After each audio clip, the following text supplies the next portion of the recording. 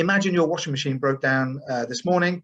You need it done. You've got a ton of washing to do. You've got kids' football kit to do, whatever it might be. And you have 4 choice of plumbers. You have Mr. Efficient, says you'll be there in half an hour, turns up in half an hour, says the motor's gone. Do you want me to replace it? Or do you want to put the money towards, do you want me to repair it, or do you want to put the money towards a new one? That's up to you. No, I want it repaired. Great, I've got a part on the van. I'll go and get it now. He fixes it. He tests the machine to make sure it works. He mops up the mess. He emails you an invoice there and then from his phone. Job done, 100 quid. Now, I've never met a plumber like that. You may have done, but I've never met a plumber like that.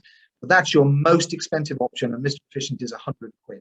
At the other end of the spectrum, Mr. Dreadful is 40 quid, says he'll be there sometime that day, doesn't come for 2 or 3 days until you've rung him 5 times, eventually turns up, says, I think it's the motor, I better go and get one, disappears to the plumber's merchants, doesn't come back until the following day when you chase him again, replaces it, leaves the old one behind, doesn't clear up the mess, doesn't test it to make sure that's not the problem, leaves his lunch leftovers on the side, and does the invoice on a scrap of paper, the stamp in his bag.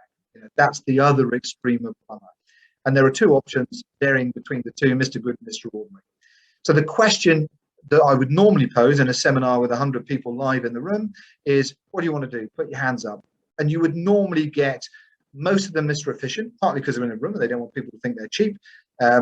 Many Mr. Goods, very rarely Mr. Ordinary, very rarely Mr. Dreadful.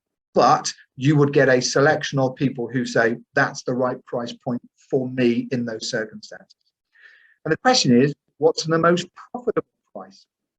Because what you'll see in most marketplaces is for a typical 100 customers, so 100% of your marketplace, there's about 20% who will pay top dollar for whatever it is. Doesn't matter what it is, best restaurant, best hotels, there's about 20% who pay top dollar for really great service in whatever capacity. Then there's about 35% of the marketplace who would pay tier 2 pricing. Okay, so Mr. Good is not too expensive for that second tier of 35%, but he's also not too expensive for the top 20%.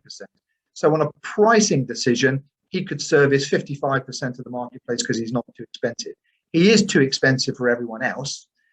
Mr. Dreadful at the other end of the spectrum, he isn't too expensive for anyone. Everyone's prepared to pay at least 40 quid. The issue is whether he'll do a good job for you.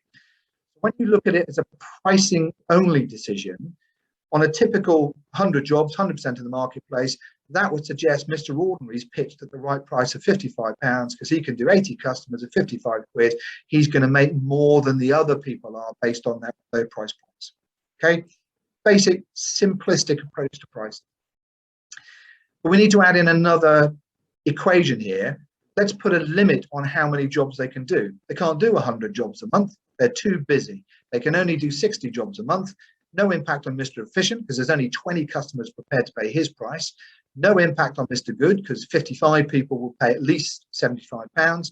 But suddenly Mr. Ordinary and Mr. Dreadful are now restricted. They may be the cheapest, but they just haven't got enough hours in the day to satisfy all the potential sales that are out there. So when you add in a limiting factor, time or capacity, the price point changes again. So suddenly it looks like Mr. Good's got the optimal price of £55. Now this is the bit that I really want you to understand is there are different sections of your marketplace. Some of your customers couldn't give a damn about the price. They just want it done quick and well. Don't care what the price is. Some of your customers go, I need it cheap because I haven't got any money. They're not even making a value for money decision. They just don't have the money. I need it fixed and that's all I've got.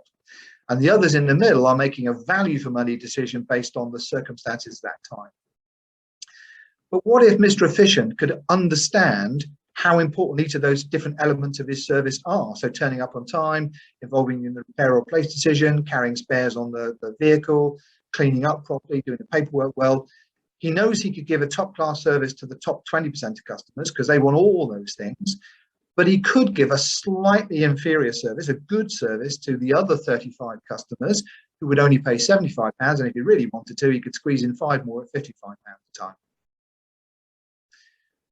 When you do that, suddenly the numbers change and Mr. Efficient's picked the right price in this example because he hasn't picked one price, he's picked 3 prices depending on who that customer is and their circumstances. So the key message here is there is no right number. All your customers are different. There's no magic answer that we're looking for of, I've done a calculation, I've looked at the book, I've done some slide rule calculations. The answer is 75. The price point will be affected by the circumstances of every single customer. It varies over time. So where I would be on a price point today, I may not be in 5 years' time or next week, depending on good day or bad day, or whether I've been paid yet or got to wait to get paid. It changes within supply and demand. Everybody knows materials in the construction industry are like gold dust at the moment. They know the prices are going up and they live with it. This one-size-fits-all pricing strategy, which most of us are striving to do, is because we want to make it easy for us and simplify the process. But one size doesn't fit.